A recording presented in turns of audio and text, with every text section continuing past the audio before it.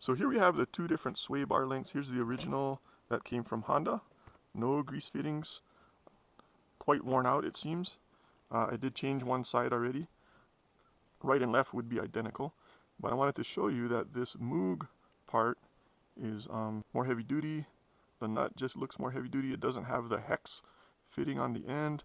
Instead it has this nut that you can put your wrench onto, and you can get a more sure tightening, and you can also grease the joint, which will make it last longer.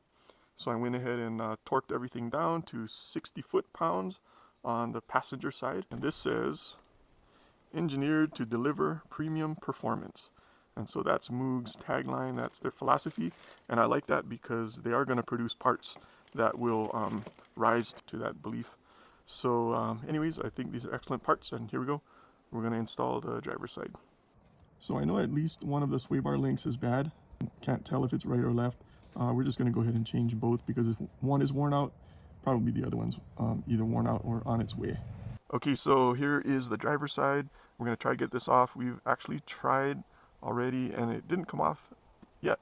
But we did find out that using an impact gun, impact wrench like this one is actually very useful, and it came right off. We didn't even need the Allen wrench, so that seems to be the best method. Before we hit it with the torque wrench, we're going to hit it with some WD-40.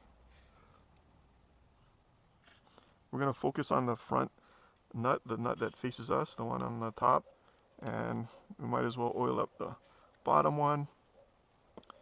But we do like to have some oil right before we start cranking on it.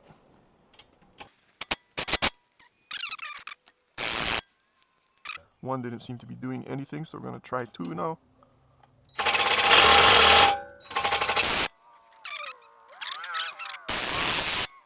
Alright, going to hit with full power.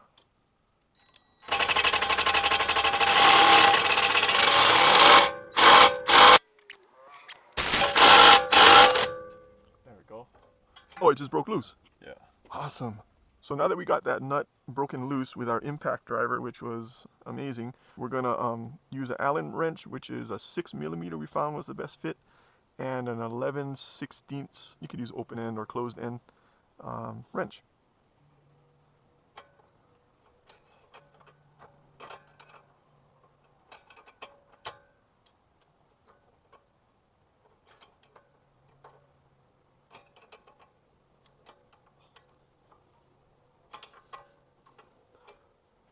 It's going to be a whole lot of turning, so I'll probably just speed this part up.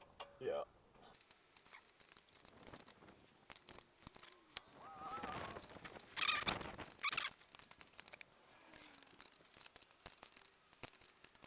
Okay, we got the upper nut off.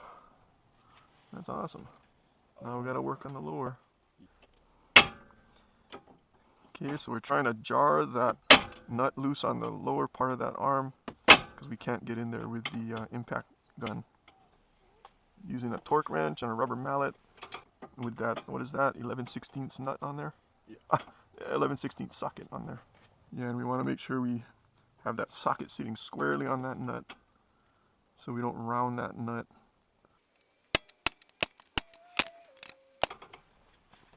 And I'm going to hit it with some more WD-40.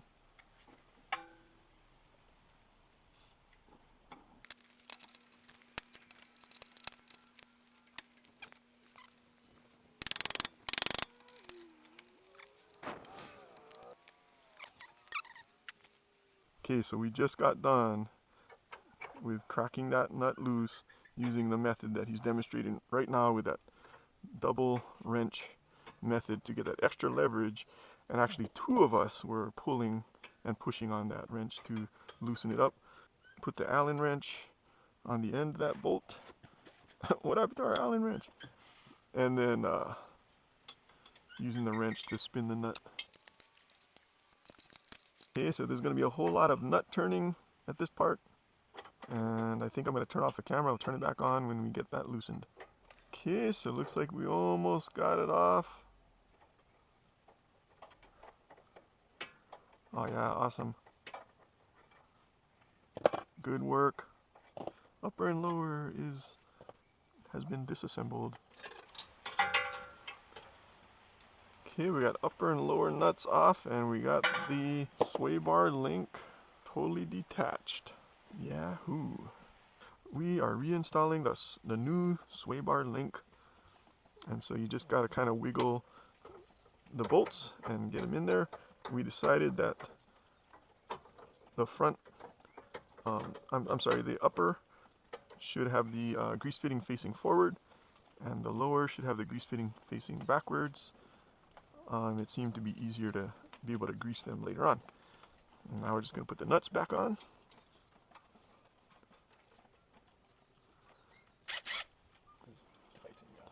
So we're going to give it an initial tightening with this impact wrench. So you're going to use, I don't really like crescent wrenches. And if you're from France, you might call it a croissant wrench. Just a little dad joke there. All right, so we're holding the back nut and we're spinning the front nut.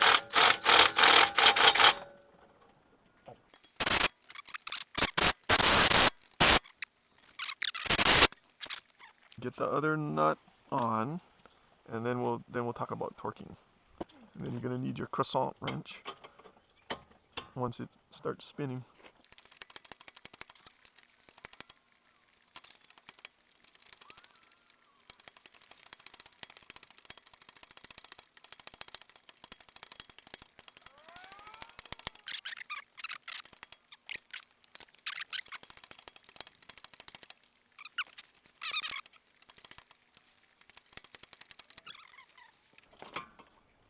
So this is a good method to use to tighten up the bottom.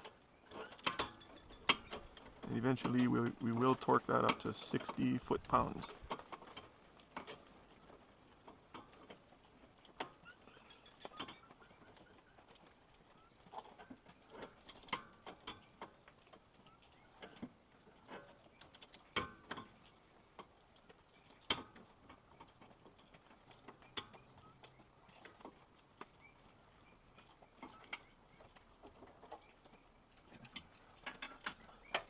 Is it tight? Yeah. Alright. Okay, so we have our torque wrench set up for 60 foot-pounds. And we're going to go ahead and tighten it to that amount. And once the wrench clicks, then we know we're there.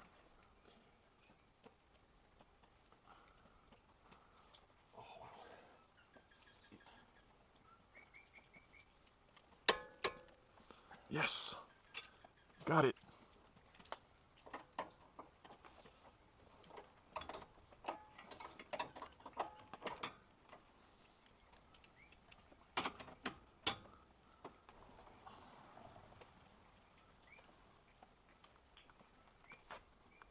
Oh, holy smokes.